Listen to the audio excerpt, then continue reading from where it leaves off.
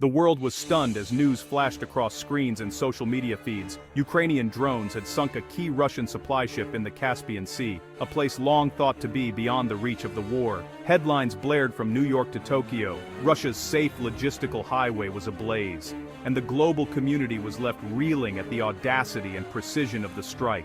For months, the Caspian had been Russia's untouchable backyard, a secure and silent route for Iranian arms and vital supplies, far from the front lines and supposedly shielded from attack.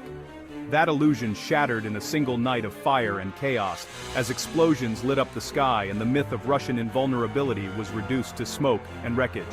Yakoubinsk, a high-value Russian cargo vessel, was burning and sinking in Astrakhan's port, its twisted metal a symbol of a new era in the conflict. This was no accident. It was a calculated, meticulously planned strike, executed with precision and intent. Russian media scrambled to control the narrative, calling it a technical fire, but the scale of destruction and eyewitness accounts told the real story. This was a deliberate act of war. Ukraine had just rewritten the rules of engagement, reaching deep into what Russia thought was safe territory, and proving that distance was no longer a barrier. The psychological blow was immense. The Caspian, once a Russian lake, was now a battlefield, its waters no longer a shield but a front line. Astrakhan, the final stop for Iranian arms before the Ukrainian front, was exposed as vulnerable, its strategic importance now a glaring weakness. Ukraine's intelligence and long-range strike capabilities had evolved rapidly, blending technology, daring, and real-time data to devastating effect. Suddenly, nowhere in Russia's rear was truly safe. The sense of security that once blanketed the heartland was gone, replaced by anxiety and uncertainty. The Kremlin faced a new, uncomfortable reality, one where their own supply lines and strongholds could be struck at any moment. Analysts around the world dissected the operation. How did Ukraine get drones that far? What new technology or tactics had they unveiled? What intelligence made it possible? How had Ukraine penetrated Russian defenses so deeply and so suddenly? Iran's role as Russia's arms supplier was thrust into the spotlight, raising new questions about the regional balance of power and the risks of escalation. The attack on the Yakoubinsk was more than a headline. It was a turning point, a signal that the war's boundaries had shifted. Ukraine had demonstrated resolve, innovation, and a willingness to strike where it hurt most, sending a message that no target was out of reach. The war had entered a new, unpredictable phase, with both sides forced to rethink their strategies and anticipate the unexpected.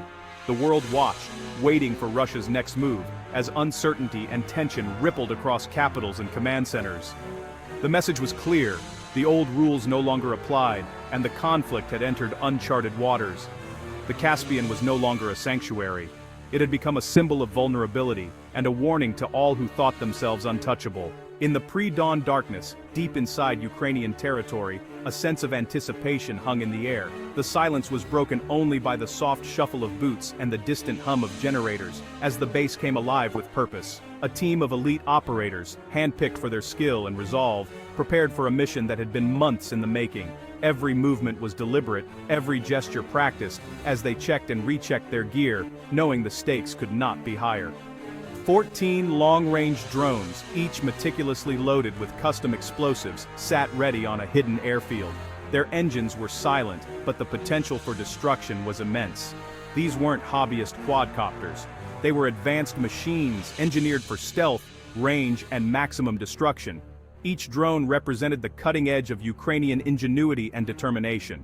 The mission was codenamed Operation Neptune's Trident, a name chosen to reflect both the audacity and the precision required for success. The drones would fly low and fast, hugging the terrain to avoid detection, evading Russian air defenses, and relying on preloaded maps to navigate through electronic jamming.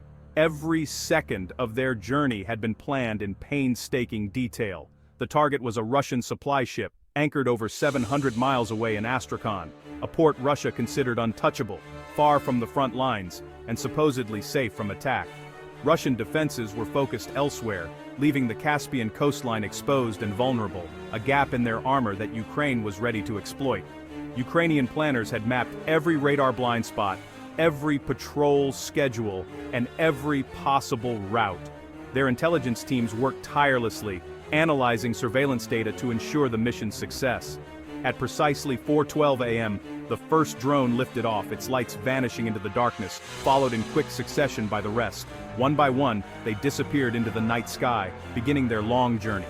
On the ground, the command team watched in tense silence, eyes glued to monitors, every heartbeat echoing the uncertainty of what was to come. The drones were now fully autonomous, flying in formation toward their destiny, guided only by their programming and the hopes of those who launched them. The fate of a critical Russian supply line, and perhaps the course of the war itself, rested on their wings. Every second brought them closer to their target, and to history. This was a high-stakes gamble, a daring strike that could change everything. The operation was now fully underway, with no turning back. Ukraine was about to test the limits of Russian complacency, showing the world just how far they were willing to go for victory. The world would soon see the results as the eyes of nations turned to the unfolding drama in the Caspian. Operation Neptune's Trident began not on the runway, but in Ukraine's intelligence rooms. The question, how was Russia sustaining its drone and missile attacks despite sanctions? The answer pointed to Iran. Ukraine and its allies turned their satellites and surveillance on the Caspian Sea. Analysts tracked suspicious ships, especially the Oktyabinsk, making guarded trips from Iran to Russia. Signals intelligence intercepted coded naval chatter, revealing when security was lax. Human sources confirmed the Oktyabinsk's cargo crates matching Iranian drone and rocket components. The evidence was overwhelming. Ukraine knew the ship, its route, and its deadly cargo. All that remained was to strike at the perfect moment. The trap was set. The Oktyabinsk was now a marked target. The Oktyabinsk looked like any aging cargo ship, but it was a floating arsenal. Its holds were packed with thousands of drone kits, rocket artillery, and advanced electronics, enough to fuel Russia's war for months. Intelligence confirmed at least 2,000 Shahed-type drone kits and hundreds of Grad rockets were on board. The ship's security relied on the Caspian's supposed invincibility. Guards patrolled, but no one expected an aerial strike from hundreds of miles away. The Oktyabinsk was a lifeline for Russia's war machine. Its destruction would cripple Russian logistics and firepower. Each crate represented a future attack on Ukraine. The psychological armor of invulnerability was its greatest weakness. The stakes couldn't be higher. The Oktyabinsk's final voyage would be its last. As dawn neared, 14 Ukrainian drones skimmed low over the Caspian, invisible to Russian radar. Their engines hummed in unison, a mechanical orchestra moving with silent precision across the water's surface, undetected and relentless in their approach. The lead drone, equipped with advanced optics, identified the Oktyabinsk at its dock, confirming the target with chilling accuracy. Every movement was calculated, every second counted. Each drone was assigned a precise impact point: waterline, cargo holds, bridge, engine room. The plan was meticulous, designed to cripple the ship's vital systems and ensure maximum destruction. At 5:30 a.m., the first drone struck the bow, tearing open the hull with a thunderous blast that shattered the morning calm.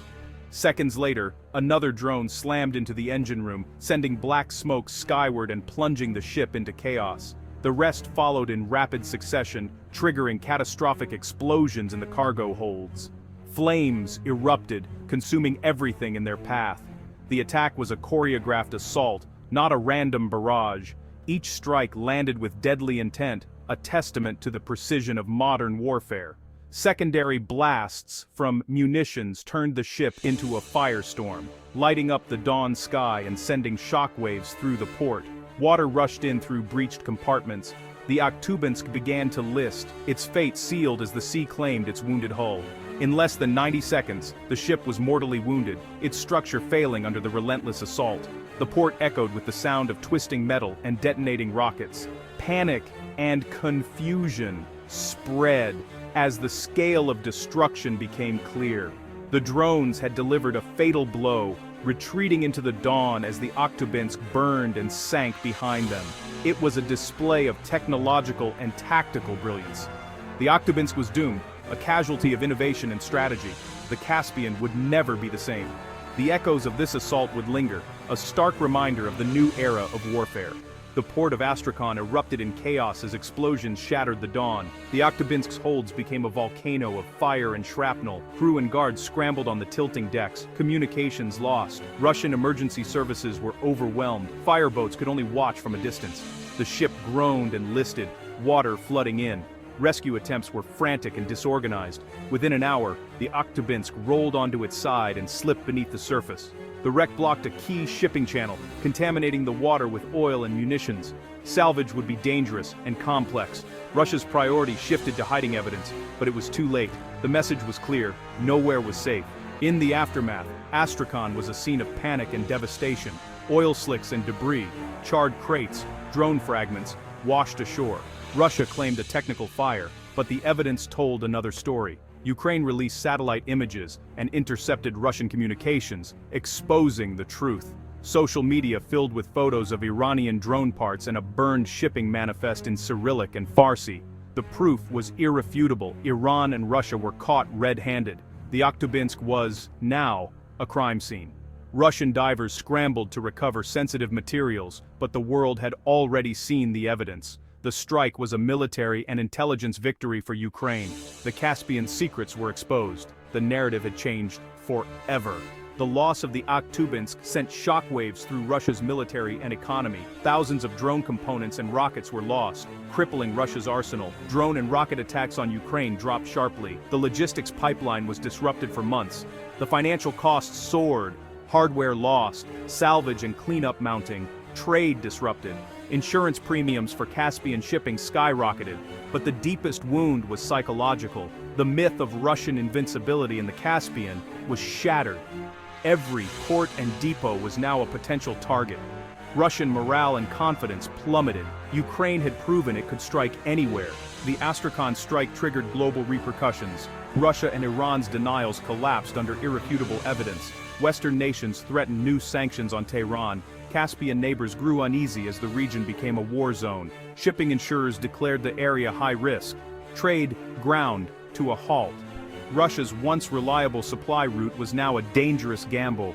Operation Neptune's Trident marked the end of Russia's sanctuary. Ukraine's long-range reach forced Moscow to rethink its strategy. The battlefield had expanded. No part of Russia was truly safe. The illusion of a secure Russian rear was gone, sunk to the bottom of the Caspian Sea.